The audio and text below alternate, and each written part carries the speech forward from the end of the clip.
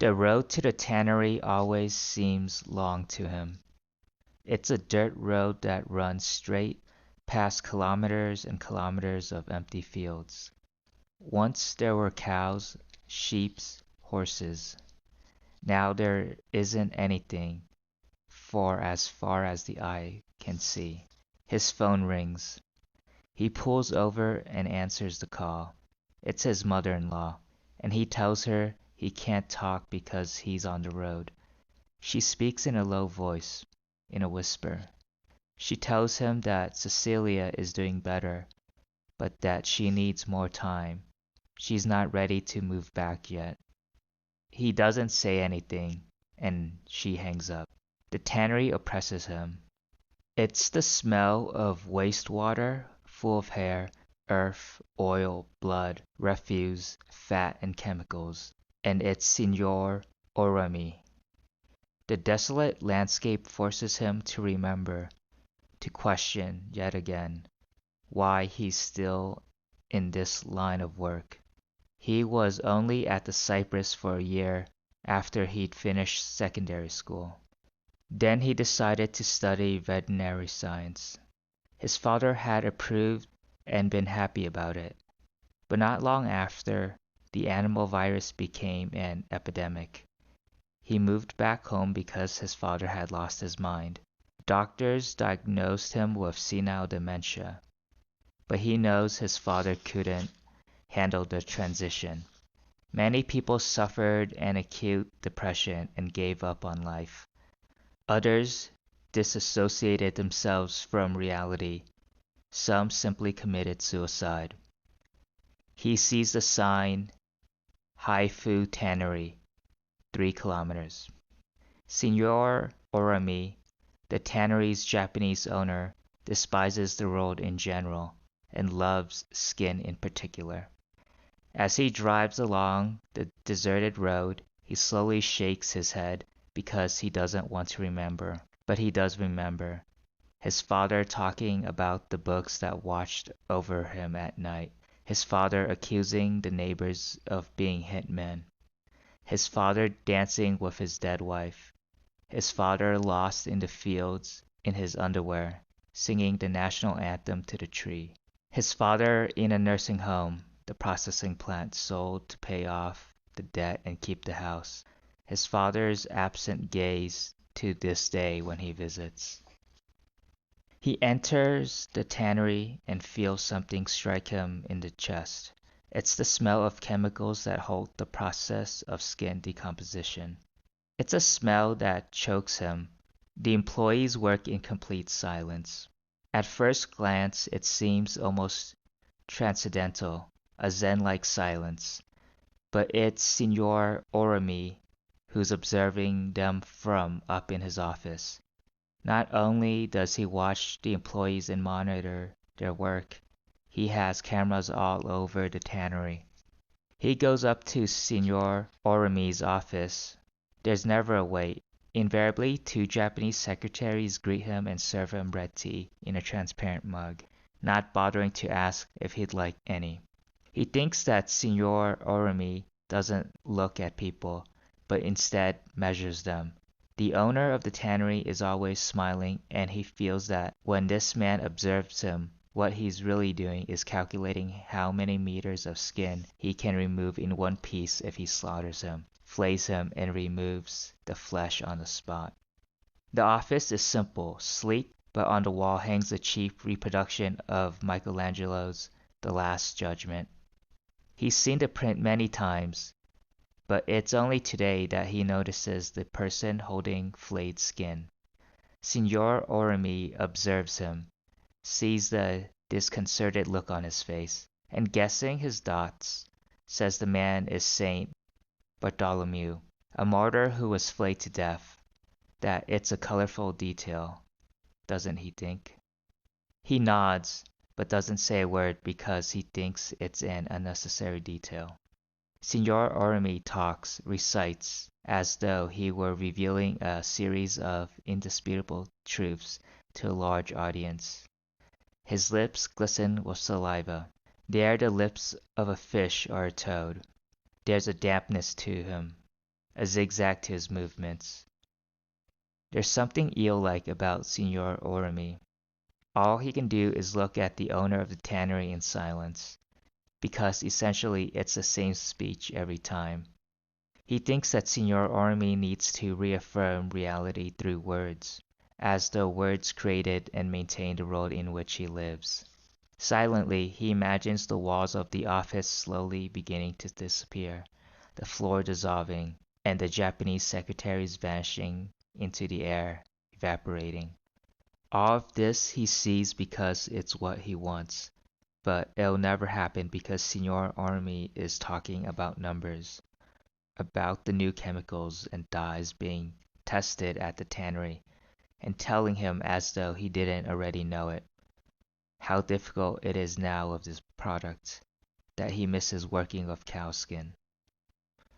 Although he clarifies human skin is the smoothest in nature because it has the finest grain, he picks up the phone and says something in Japanese. One of the secretaries comes in with a huge folder. Signor Orumi opens it and displays samples of different types of skin. He touches them as though they were ceremonial objects, explaining how to avoid defects when the lot is wounded in transit, which happens because human skin is more delicate.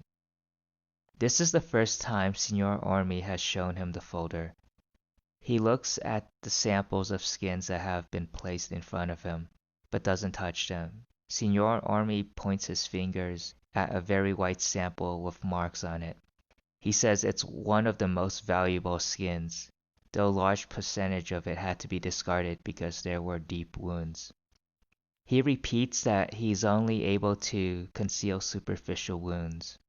Signor Orumi says that this folder was put together especially for him, so he could show it to the people at the processing plant and breeding center, and it would clear which skins they have to be most careful with.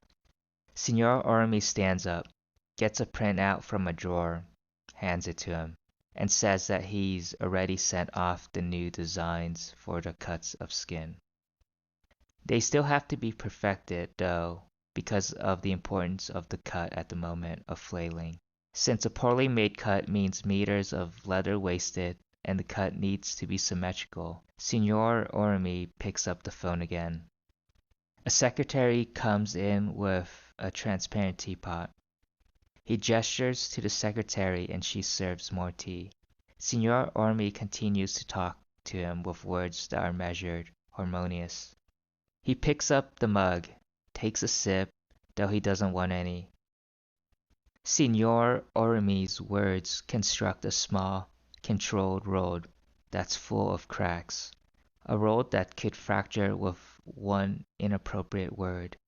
He talks about the essential importance of the flaying machine, how if it's not calibrated correctly it can rip the skin, of how the fresh skin he sent from the processing plant requires further refrigeration so that subsequent flesh removal is not as cumbersome, of the need for the lots to be well hydrated so the skin doesn't crack out and dry, of having to talk to the people at the breeding center about the importance of following the liquid diet, of how stunning needs to be carried out with precision because if the product is slaughtered carelessly, it'll show on the skin, which gets tough and is more difficult to work with because, he points out, everything is reflected in the skin, the largest organ in the body.